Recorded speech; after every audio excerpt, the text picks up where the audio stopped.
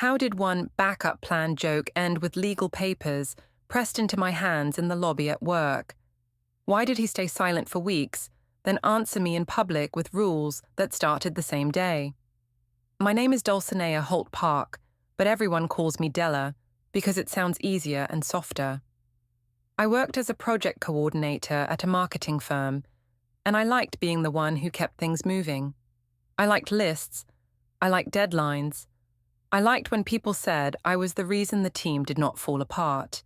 At home, I wanted that same feeling. I wanted to feel chosen, praised, and needed. Ethan was my husband. 10 years is a long time to look at the same face across a table. People act like love should stay loud forever. I never believed that. I believed love should be useful. I believed a marriage is a plan. Ethan was a good plan. He paid bills on time. He did school forms without complaining. He fixed things before they broke. He never embarrassed me in public. I told myself those were the real goals. I still think I was right. That night started normal. The kids were loud in the kitchen. Mia was doing homework at the counter. Caleb was trying to balance a spoon on his nose and laughing like it was a magic trick. I told him to stop. He did it again. Ethan was near the stairwell, wiping down the table like he always did. He asked if I wanted tea. I said I did not have time for tea. My phone buzzed. It was a voice note from Tasha in our group chat. She asked if I was coming to the rooftop bar this weekend. Kara sent a laughing emoji and asked if Ethan would let me go. I rolled my eyes and hit speaker because I was tired and I wanted to feel like myself again. The kitchen was full of noise, so I did not think anyone cared. Tasha asked how married life felt after 10 years. I said it felt safe. Kara asked if safe was boring. I said boring was better than chaos. Then I heard myself say the line that made everything tilt. I said Ethan was the backup plan. I said he was the kind of man you marry when you want a stable life, not a wild one. I said it like it was smart. I said it like it was a joke, but I also meant it. Tasha laughed and said I was brutal. I said honesty was not brutal. Kara asked if I ever wondered what it would be like to be with someone who made me feel wanted. I said I was wanted enough. That was not true, but I said it anyway because I liked how confident it sounded. I liked how the words gave me a little crown. Ethan did not move. At first, I did not notice. Then the kitchen got quiet in a strange way, like the air changed shape. I looked up and saw his hand still on the rag, frozen. His face did not go red. He did not slam anything. He just blinked, slow, like he was reading something far away. Mia looked at him too. She asked why Dad looked sad. I said he was tired. Caleb asked if Dad was sick. I said no, he was fine. I kept my voice light because I did not want the kids to start crying, and I did not want my friends to hear weakness in my voice. Ethan asked if I really thought of him like that. I said he was taking it wrong. He asked what I meant by backup plan. I said it was a common joke, and he was being sensitive. He asked why I spoke about him like he was not in the room. I said he should not have been listening. I turned it fast. I made it about him. Tasha's voice came through the speaker and asked if everything was okay. I said everything was fine and I was just busy. I ended the call quickly. I did not apologize. I told myself I did not need to. I told myself Ethan should understand that friends talk in a different way. I told myself he should be grateful I still chose him after all these years. Ethan picked up Caleb and carried him toward the hallway. He told Caleb it was bath time. Caleb said he wanted to play more. Ethan said they could play tomorrow. Mia gathered her papers and followed without being told. That part bothered me. Usually I was the one who moved the family with my voice. That night, my voice did not work the same. I stayed in the kitchen and cleaned too hard. I wiped a clean counter like it was dirty. I told myself Ethan was trying to punish me with silence.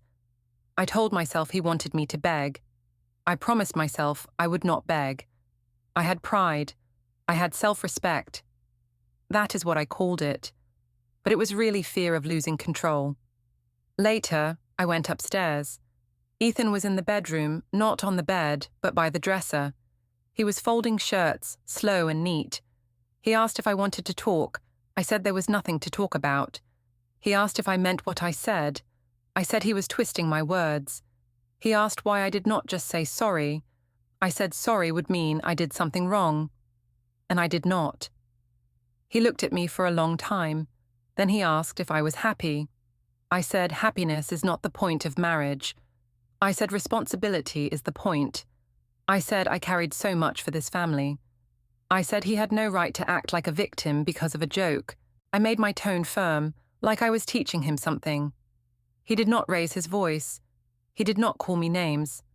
He just nodded once, like he was closing a door inside his head. He walked past me and went to the guest room. At first I thought he would come back in 5 minutes. He usually did. He would cool down, then return, then pretend it was all normal. But that night he stayed there. I heard drawers open and shut. I heard the quiet slide of hangers. I heard his phone alarm go off once, a short chirp. Then I heard a soft click from the guest room door, like a lock turning. I stood in the hallway and listened like I was the one being wronged. I told myself he was dramatic. I told myself he was trying to scare me. I told myself he would regret it in the morning. When I went back downstairs for water, I saw his phone on the counter, face down, charging. The screen lit up for a moment. I did not touch it. I just saw a glimpse of a calendar reminder. It had a place name and a time. Nothing else, like Westbridge, 10:30 a.m. It felt strange, like a secret that was not mine. I looked at the counter and noticed 2 mugs, set apart, like they belonged to 2 different lives. The kitchen light made the space look colder than usual. I wanted to call Tasha back and laugh it off. I wanted someone to tell me Ethan was overreacting. Instead, I stood there, holding my glass and listening to the house. From upstairs, I heard the guest room floor creak. Then everything went quiet again. Too quiet, like he had decided I was not worth the sound. By Friday, I acted like nothing happened. I woke up early and moved through the house like I was the strong one. Ethan did the same, but in a different way. He made breakfast for the kids. He packed Mia's lunch with the little note he always wrote. He reminded Caleb to bring his library book. He did not look at me much. I told myself his silence was a game. I told myself he wanted me to chase him. I decided I would not. I decided I would go out with my friends and prove I still had a life.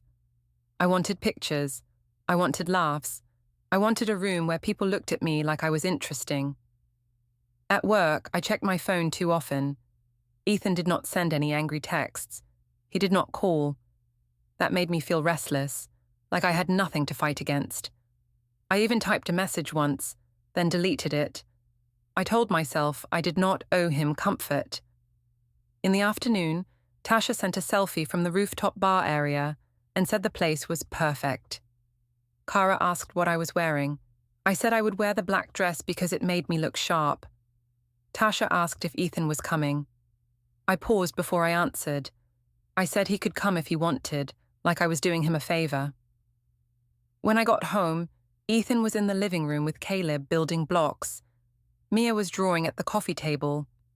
Ethan asked what time I was leaving. I said later. He asked if he should eat with the kids now.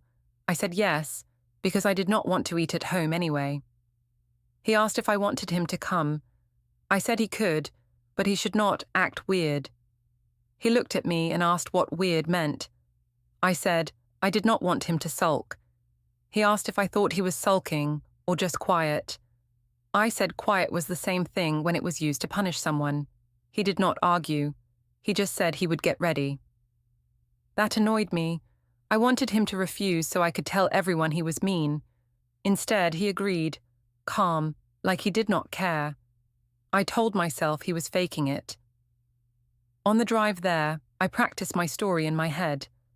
I planned how I would explain the kitchen moment if it came up. I decided I would say Ethan was insecure and always listening. I decided I would say I had to watch my words at home.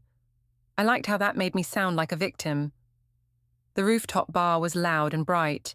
The city lights looked like small promises. Tasha hugged me and said I looked amazing. Kara said I had that glow. I let it feed me. I did not correct them when they joked about Ethan being boring. I smiled like it was harmless. Ethan arrived a few minutes after us. He wore a simple shirt and clean shoes. He looked like a man who did not need to prove anything. That made me want to prove something even more. Tasha asked him if he was having fun. He said he was fine. Kara asked if he ever danced. He said he was not much of a dancer. She laughed too loudly and said that was why Della needed excitement. I let her say it. I leaned into the joke. I said he was steady, not spicy. I said steady was useful. Ethan's eyes moved to me for a second. He asked quietly if we could talk later. I said yes, but I rolled my eyes so my friends could see it. Tasha lifted her phone. She said she wanted a group photo. Ethan stood at the edge, like he did not want to be in the center. Kara asked why he stood so far. He said he did not want to block anyone. Kara said he always tried to disappear. I said he liked being the good guy because it made everyone feel guilty. He asked me what I meant by that. I said I meant he acted sad on purpose. He asked if I wanted him there. I said yes, but I said it like he was annoying me. He nodded again, that slow nod that felt like a door closing. Later, when Ethan went to the restroom, the girls leaned in close. Kara asked if I ever thought about upgrading. I said every woman thought about it sometimes. Tasha asked if I still loved him. I said love changed, and that was normal. I said I did not want to be trapped in a boring life. I chose my words carefully, like I was giving a speech. Kara asked what Ethan did wrong. I said he stopped trying. I said he did not make me feel wanted. I said he acted like marriage was a finished task. I did not mention the way he cleaned the kitchen every night. I did not mention the lunch notes. I did not mention how he carried Caleb upstairs when Caleb was sleepy. Those things did not help my story. Ethan came back and stood near us. He asked if we were ready to go soon because it was getting late and the kids had a sitter. I said he was being controlling. He asked how it was controlling to think about the kids. I said he always used the kids like a shield to make me look selfish. Tasha said Ethan should relax. Kara said he should let Della have fun. Ethan said he was not stopping anyone from having fun. He just wanted to be clear on the plan. I said he was acting like a manager, not a husband. He asked what I wanted him to act like. I said I wanted him to act like he cared. He looked tired then. He said he did care, but he would not argue in public. That line hit me like an insult. I wanted him to argue. I wanted him to lose control so everyone could see it. When he refused, it made me look like the unstable one. So I did what I always did. I created a stage where I could still win. I pulled out my phone and made a short story post. I filmed the city lights and then panned to Ethan, sitting quietly, looking away. I added text that said, "When your man brings the mood down, but you still show up." I told myself it was funny. I told myself he deserved it. Ethan saw the phone in my hand. He asked if I was posting him. I said yes, because we were out, and that was normal. He asked if I could not. I said he could not tell me what to do. He said he was not telling me what to do, he was asking. I said his asking felt like pressure. After that, he did not say much. He paid the tab for his own drink and some snacks for the table, even though Kara joked that I should pay, since I was the boss. He did not laugh. He said he was heading out to check on the kids. I said he was leaving to punish me again. He said he was leaving because he wanted to be home for them. He walked away without drama. That was the worst part. Tasha said Ethan was so serious. Kara said he was trying to make me feel guilty. I said guilt was his favorite tool. I stayed longer just to prove I could. I called a rideshare late. In the car, I watched my phone, waiting for Ethan to text. He did not. I told myself he was pretending he did not care. I told myself he was trying to scare me with calm. When I got home, the house was dark. In the kitchen, the mugs were still separate. I saw Ethan's laptop on the table. The screen showed a plain spreadsheet with rows and columns. I could not read the top bar from where I stood. He appeared behind me and closed it with one smooth motion. He asked if I had fun. I said yes, and I said it like a challenge. He asked if I needed water.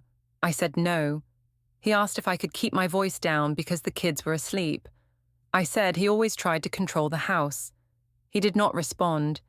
He walked to the counter and placed a small sticky note down, like he had been holding it for a while. The note only said, "Bring forms." I stared at it, and my stomach tightened, even though I told myself it meant nothing. Ethan went past me toward the guest room again, quiet and steady, like he already lived somewhere else inside our home.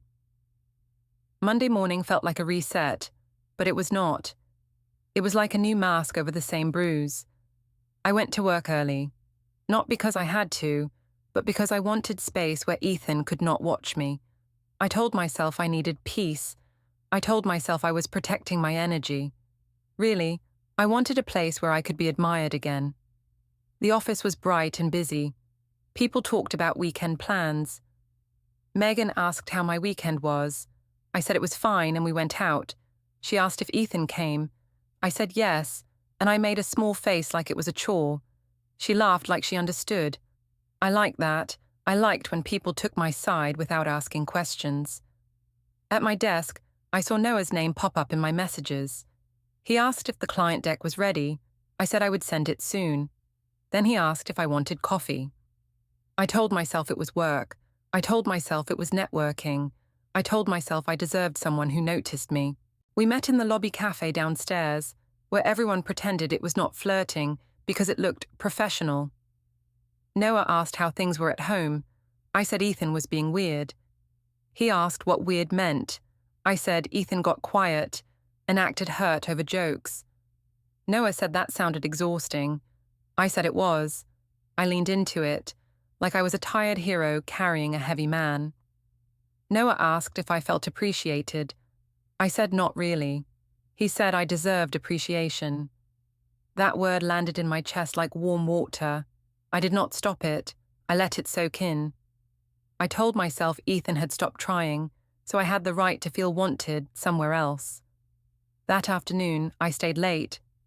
To finish a timeline, I told Ethan by text that the client had changes and I needed an extra hour. He replied with one line that said, "Okay." No questions, no anger, no "where are you?" That should have made me calm, but it made me furious. I wanted proof he cared. I wanted him to fight for me. When I got home, the kids were already in pajamas. Mia was reading in bed. Caleb was half asleep with his stuffed dog. Ethan stood in the hallway and asked if my work issue was solved. I said yes. He asked if I ate. I said I ate at work. He said okay and went back to the guest room. He did not ask what I ate or who I ate with. He did not try to pull me close. I told myself he was withdrawing to punish me. I told myself he was doing it on purpose. In my head, I made his calm into a weapon so I could keep being angry. The next day, Megan leaned over my desk and asked if I could cover a quick call at 6:15 because she had to leave. I said yes, like a good teammate. Then I used that as a shield. I told myself, see, I have a reason to stay late again. Noah messaged me near 5 and asked if I wanted to walk to the gym lobby across the street. He said he needed to clear his head.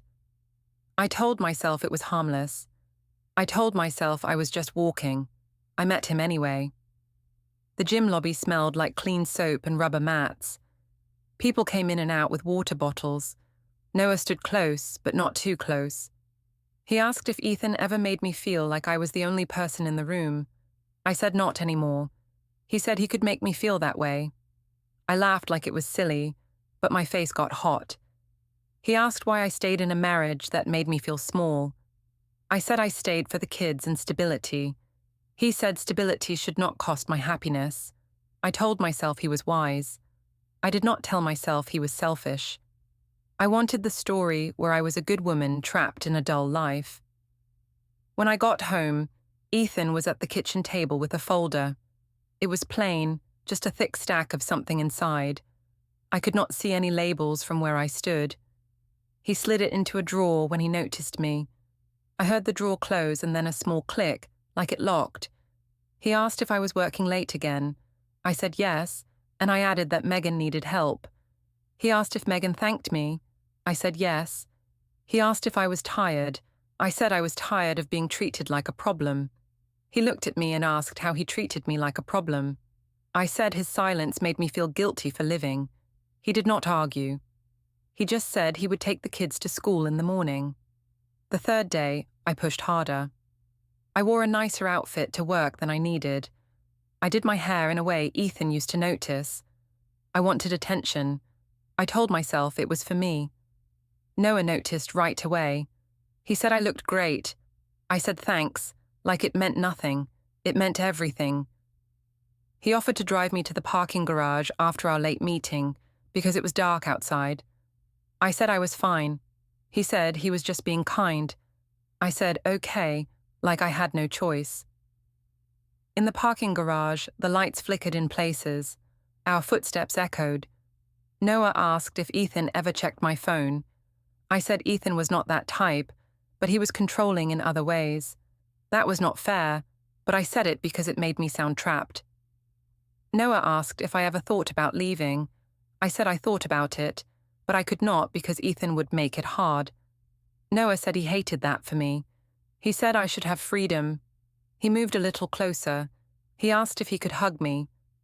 I said yes, and I told myself it was not cheating because it was only a hug. The hug lasted too long. I did not step back fast. I let the feeling bloom. I told myself I was finally seen. When I got into my car, my phone buzzed. Ethan had sent a message that asked what time I would be home because Mia had a question about a school form. That was it. No accusation, no anger. I felt rage anyway. I felt like he was trying to pretend everything was normal, and that made my secret feel bigger. I wrote back that I would be home soon. Then I sat for a minute with my hands on the wheel, staring at the dashboard. I imagined Ethan alone in the guest room, calm and quiet, like he was already done with me. I decided I would not be the one left behind. At home, Mia asked if she could go on a class trip next month. Ethan asked if I could look at the dates with him. I said I was too tired. Ethan asked if I could please just confirm the payment deadline. I said he could handle it because he liked control. Mia looked down at her paper. Ethan told her it was okay, and he would handle it. Later, I went to the kitchen for water and saw Ethan's phone on the counter again. The screen lit up for a second. I saw a thread name that said follow up. I also saw a small icon that looked like a recording app, but it vanished fast. I told myself I was imagining things. I told myself Ethan was planning some dramatic talk to scare me. Then I told myself I did not care. In bed, alone, I opened my messages with Noah. He sent a simple line that asked if I got home safe. I replied yes. He sent another line that said he liked being with me. I stared at it and felt relief, like I had an exit door. Down the hall, I heard the guest room floor creak.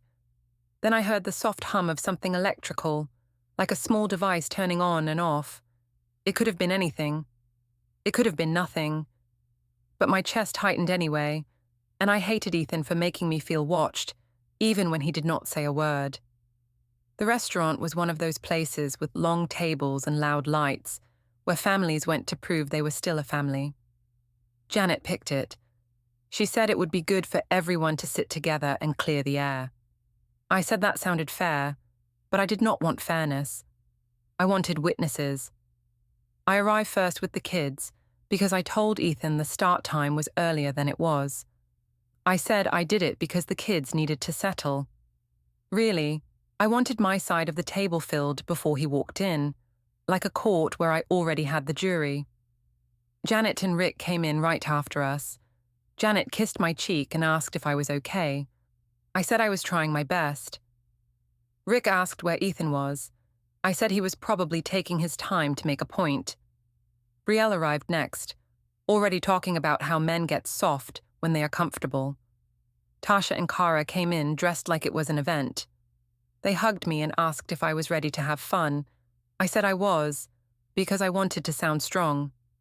When Ethan finally walked in, he did not look rushed. He carried Caleb's jacket like it mattered. He greeted everyone politely. He asked Janet how she was. Janet replied with a tight smile. He asked Rick about work. Rick answered like he did not want trouble. Ethan sat on the far side near Mia, not near me. That felt like disrespect, so I decided to punish him for it. Kara started first. She asked Ethan if he was still in a mood. Ethan asked what she meant. She said he seemed quiet lately. He said he had a lot on his mind. Kara said people usually talk when they have things on their mind. Ethan said he was careful about where and how he talked. I jumped in before he could sound reasonable. I said he had been doing the silent treatment. He asked if that was how I saw it. I said yes, because he stopped chasing me and stopped trying. Janet nodded like that was true.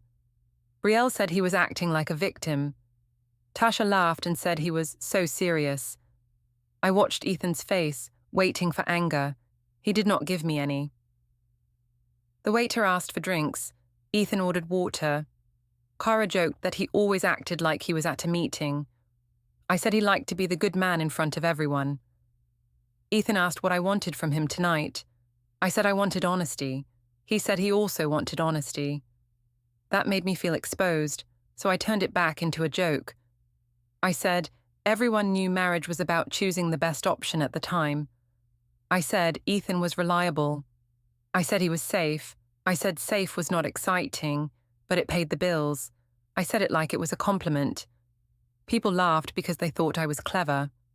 I watched Ethan carefully to see if he would finally break. He asked quietly if I could stop talking about him like that. I said he was too sensitive again. Janet said men used to handle jokes better. Brielle said Ethan should relax and not make everything about him. Ethan looked at Mia and asked if she wanted to show Grandma her drawing. Mia nodded fast, like she wanted to escape the table. Caleb asked why everyone was talking so loud. I said nobody was loud, and he should eat his fries. Caleb asked where Dad slept now. The question landed in the middle of the table like a dropped plate. Ethan told Caleb he was sleeping in the other room for a bit. I said he was doing that to punish me. Ethan said he was doing it because he wanted calm for the kids. I said the kids were calm before he started acting strange. Ethan did not argue. He cut Caleb's food into smaller pieces. Janet leaned forward and asked Ethan what his problem was. Ethan said he did not want a public fight. Janet said if he was so proud of himself, he could explain his coldness. Ethan said he was not proud, he was just choosing to be careful. Brielle asked if he was recording us like some weirdo. Ethan said he was not discussing private matters at a dinner table. I laughed and said he always acted like he had rules, like he was my boss. Kara lifted her phone and said she wanted a toast video for 10 years of marriage. She said it would be funny. Tasha clinked her glass and said Della deserved a man who brought energy. I said yes, and I raised my glass. I said respect follows results, and I had results. I said I carried the home and the social life, and Ethan just showed up. People laughed again. I felt warm with power. Ethan did not toast. He put his hand on Mia's shoulder and asked if she was okay. Mia whispered something to him. He nodded and told her they could leave soon. That annoyed me because leaving would end my stage. I told Ethan he was embarrassing me by acting upset. He asked how he was embarrassing me. I said he was making me look like a bad wife, and that was unfair. He said he was not trying to make me look like anything. He said he was just not participating in jokes that hurt him. I said if he felt hurt, that was his choice. That was my favorite trick. If pain is a choice, then I never caused it. When food arrived, Ethan helped Caleb with ketchup and asked Mia about school. He kept the talk on safe topics. That made me look like the only one pushing, so I pushed harder. I said it was funny how he suddenly cared about the kids in public but avoided me at home. He asked what I wanted at home. I said I wanted him to act like a husband, not a roommate. He asked what husband meant to me right now. I said it meant he should not abandon me emotionally. He said he had not abandoned the kids. I said I was not talking about the kids. He said the kids were part of the marriage whether we liked it or not. Rick cleared his throat and said, maybe everyone should calm down. Janet told Rick not to be weak. Brielle said Della should not have to beg for basic affection. Kara said Ethan should apologize for making Della feel alone. Tasha asked Ethan if he was going to say sorry. Ethan said he would not apologize for staying calm. He said he would apologize for any real wrong he did, but he would not apologize for refusing to fight in public. That line made me furious. I wanted him to be messy. I wanted him to give me something I could point to later.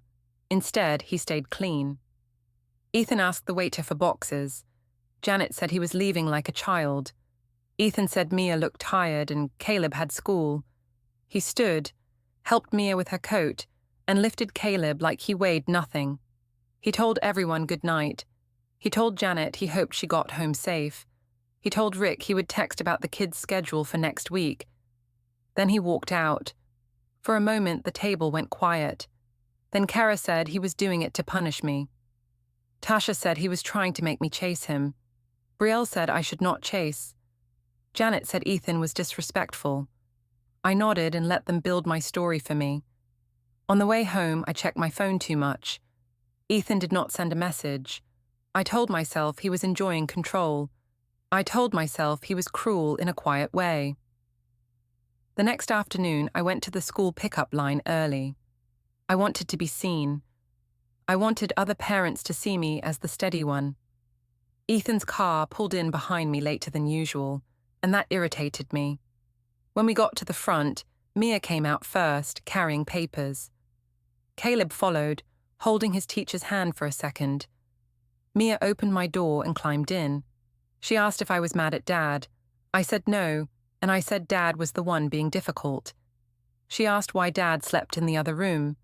I said Dad needed space because he was sensitive. Mia looked out the window and got quiet. Ethan opened Caleb's door and buckled him in. He did it carefully, not rushed. He asked Mia if she had homework. She said yes. He asked if she wanted him to help later. She said maybe. I hated how gentle he sounded because it made my anger look loud. I leaned out my window and asked Ethan if he was going to keep playing the silence game. He asked what game I meant. I said the one where he acted calm to make me feel crazy. He said he was not trying to make me feel anything. He said he would text me about dinner plans. I said he always hid behind texts now. He said texts kept things clear. Then he looked past me, at the line of cars and parents watching. He asked if we could not do this here. I said he was scared of being seen as the bad guy. He said he was not scared. He was responsible. He closed the door gently and walked back to his car without another word. I sat there with my hands tight on the wheel, watching him in the mirror. He did not look back. And for the first time, I felt something I did not want to name. Not guilt, not love, but the fear that he had stopped needing me to react. I decided the problem was not my words. The problem was Ethan's reaction. That is what I told myself on Wednesday, when I stood in the driveway and watched him load the kids into the car for school. He moved with calm hands. He checked Caleb's seatbelt twice. He fixed Mia's backpack strap like it mattered. He did not ask me where I had been the night before. He did not ask why I smelled like someone else's cologne from an office hallway. He just asked if Mia had her permission slip. I said yes, even though I had not looked. When he shut the car door, he asked if I could keep the evening free to talk.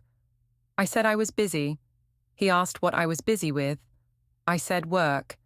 He nodded and said okay. He did not fight me. That made my chest burn. I wanted him to chase the truth. I wanted him to accuse me, so I could call him controlling. His calm took my best weapons away. After he left, I went into the garage and opened the cabinet where we kept important papers. I told myself I was just checking the mortgage statement. I told myself I was being responsible.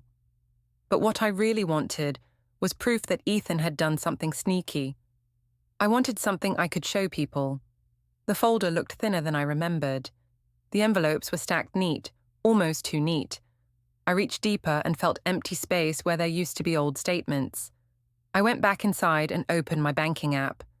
The shared account still existed, but the balance was lower than normal for mid-month. At first, I thought he had spent money. Then I saw the pattern. The bills were paid, but the extra was not sitting there like it used to. The deposit line looked different too, like the amount was smaller. I refreshed the screen twice, like it would change if I stared hard enough. Ethan came home around lunchtime because his schedule was flexible that day. He walked into the kitchen and asked if I ate. I said I was not hungry. He asked if everything was okay. I said yes, and I made my voice sharp so he would feel it. He looked at the counter, where 2 mugs still sat apart like borders. He asked if we could keep the kids out of our tension. I said he was the one making tension by acting like a stranger. He asked what I wanted from him. I said I wanted him to stop punishing me. He asked how he was punishing me. I said his silence was punishment. He said he was not silent, he was careful. I laughed and said careful was just a polite word for cold. He did not react. He opened the fridge, took out fruit, and started cutting it for the kids like we were a normal family in a cooking video. That afternoon, I drove to the supermarket just to get out of the house. I told myself I needed groceries. I also told myself I needed to feel like I still had power over small things. In the checkout line, I used the shared card like always. The machine beeped and then displayed a message that made my face go hot. The payment did not go through. The cashier asked if I had another method. I said yes, too fast, and I tapped my personal card while people behind me shifted inside. I carried the bags to the car with shaking arms. It was not about the groceries. It was about the message. I was not in charge the way I thought. I sat in the driver's seat and stared at my phone. Then I called Brielle. I told her Ethan was being financially abusive. I told her he was trying to trap me. She asked what he did. I said he was cutting me off. She told me to post about it and expose him. That idea felt sweet, like sugar on a wound. When I got home, Ethan was in the living room helping Caleb build a puzzle. Mia was at the table writing spelling words. Ethan asked if I got everything we needed. I said the card declined. He paused, but he did not look guilty. He asked if I used my personal card. I said yes. He nodded and said, okay. That was it. No apology, no explanation. My anger rose like a wave and I wanted to crash it into him. I asked him what he thought he was doing. He asked what I meant. I said he knew exactly what I meant. He asked if we could talk later when the kids were in bed. I said no, because he always wanted to control the timing.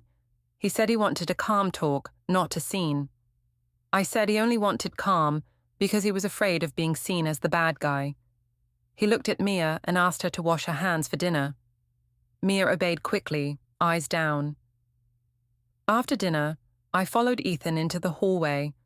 I asked why the card declined. He asked if I wanted the short answer or the long answer. I said I wanted the truth.